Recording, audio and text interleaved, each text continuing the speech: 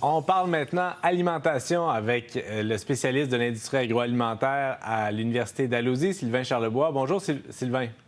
Bonjour.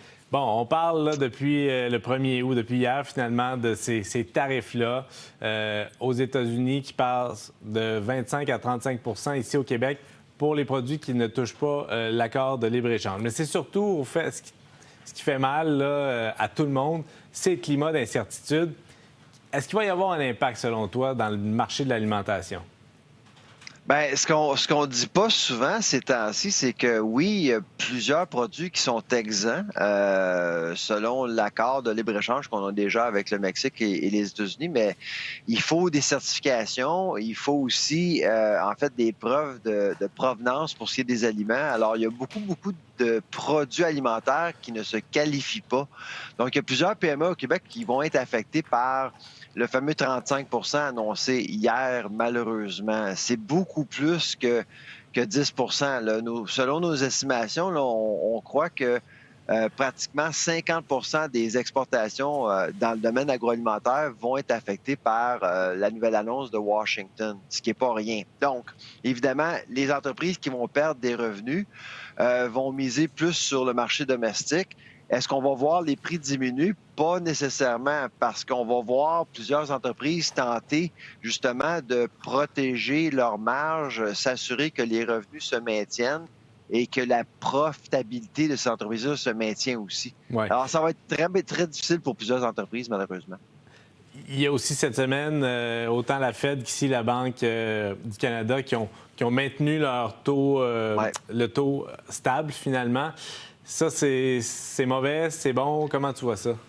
Ben, c'est pas une bonne nouvelle pour les consommateurs parce qu'on sait très bien que le taux d'endettement au Québec est très élevé comparativement à d'autres pays. Et bien sûr, plusieurs souhaitaient une baisse du taux d'escompte. C'est pas arrivé. Donc, à l'épicerie, ben, où est-ce qu'on peut couper? C'est à l'épicerie. Alors, si on doit payer notre voiture, on doit payer notre hypothèque au même niveau, avec les mêmes paiements, ben, c'est sûr qu'on va couper à l'épicerie. C'est ce qu'on remarque depuis 1 an ou 2, c'est que les gens dépensent à peu près la même chose au détail comparativement il y a 2 ans, malgré l'inflation. Donc, on voit qu'il y a plusieurs ménages qui sont sous pression actuellement. Oui. Une autre nouvelle qui a retenu l'attention cette semaine, dont je veux revenir avec toi, c'est on sait qu'il y a des nouvelles règles sur l'affichage des prix des aliments en épicerie. Et là, on se rend compte que c'est pas appliqué tout à fait. Il y en a plusieurs marchands qui ont pas appliqué ça. Bon, qu'est-ce que ça a comme impact? Et peut-être nous rappeler rapidement, là, c'est quoi les changements? Bien, belle enquête du Journal de Montréal là-dessus. Franchement, il n'y a pas d'excuse, hein. C'est une belle politique. C'est la seule politique qui existe au Canada comme ça, très détaillée. C'est pour aider le consommateur. Or, si les détaillants ne font pas leur travail, c'est sûr que la loi ne vaut pas grand-chose. Alors, Non. c'est certain que c'est important d'être clair avec les prix, les taxes et tout dans les allées pour aider le consommateur. Est-ce qu'il y a des amendes? Est-ce que Québec pourrait agir?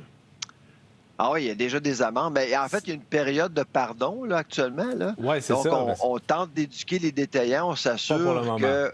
Oui, mais il y a des amendes qui s'en viennent jusqu'à Ouais. 75 C'est 000 ça. C'est beaucoup, là. Fait qu'il va falloir que les entreprises se mettent au pas. Hey, je vais profiter de ta présence pour parler des produits périmés, parce que là, c'est la fin des vacances de la construction demain. Ouais. Il y en a qui vont arriver à la maison, vont ouvrir le frigo, vont se rendre compte, oh, il y a des... On a peut-être oublié. Il y a des choses qu'il faut sortir tout seul. C'est ça.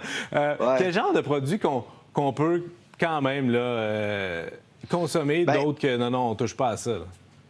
Ben, tu sais, à chaque 6 mois, on dit toujours, avec le changement d'heure, vérifiez les batteries de votre détecteur de fumée. Quand vous partez en vacances, quand vous revenez, vérifiez l'inventaire Ouais. du frigidaire et aussi de votre dépense. Tout ce qui est ouvert dans le frigidaire, là, vérifiez. Puis probablement, vous devez jeter malheureusement parce que ça va être passé la date meilleure avant. Mais si le produit n'est pas ouvert, ben sentez-le, regardez-le. Il y a peut-être des chances que ce produit est encore comestible. La dépense, c'est la même chose. Peut-être qu'il a fait chaud dans votre maison. Ouais. Vérifiez s'il n'y a rien qui a gonflé. Malheureusement, parfois, il y a des insectes qui Ils vont visiter votre dépense une fois de temps en temps quand il fait très chaud, quand vous n'êtes pas là. Alors, vérifiez, voir si tout est propre dans votre dépense là, en revenant des vacances. Oui, c'est des bons conseils. Et à l'inverse, bon, il y en a que les vacances finissent, mais il y en a d'autres qui partent, là, partent une semaine, 2 semaines, 3 semaines. Quel conseil tu pourrais donner à ces gens-là pour perdre le moins de nourriture possible? Ben, assurez-vous que l'inventaire dans votre réfrigérateur est le plus petit possible, là, bien sûr. Là. Donc, et sûrement que la plupart des ménages font ça déjà. Là. Mais assurez-vous d'avoir rien d'ouvert parce qu'en revenant, probablement, vous allez devoir jeter tout ça. Alors, minimisez les pertes le plus possible et, en fait, profitez de vos vacances le plus possible. Dernière chose, rapidement, il va faire beau, il va faire chaud en fin de semaine. Beaucoup, depuis le début de l'émission, on parle des activités sportives, culturelles. J'entends tout le temps des gens dire « Ah, prends ça, des boissons, là, tu vois, c'est bon. » Pas certain. Ouais. Qu'est-ce qu'on conseille? Qu'est-ce qui est à éviter pour ce qui est des boissons pour s'hydrater? Ben, j'ai 3 mots pour toi.